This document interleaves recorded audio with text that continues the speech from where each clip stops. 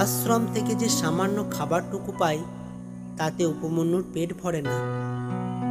আবার যা ভিক্ষা করে আনে তাও সম্পূর্ণ গুরুকে দিয়ে দেয়।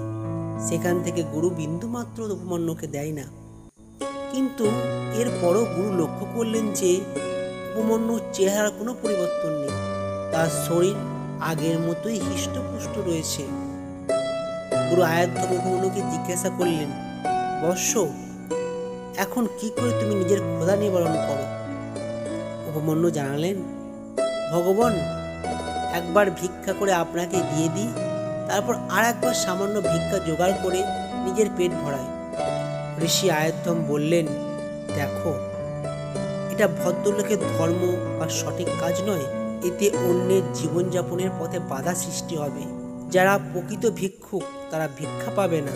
আর যদি তুমি এইভাবেই চলো তাহলে তোমার মধ্যে লোভ জন্মাবে, যা তোমার জন্য ক্ষতিকারক।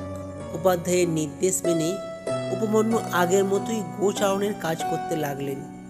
একদিন সন্ধ্যাবেলায় উপাধ্যায় তাকে বললেন, উপমন্যু, তুমি যেসব ভিক্ষা সংগ্রহ করো আমি তা পুরোপুরি নিয়ে নিই এবং তোমাকে দ্বিতীয়বার ভিক্ষা করতে মানা করেছি।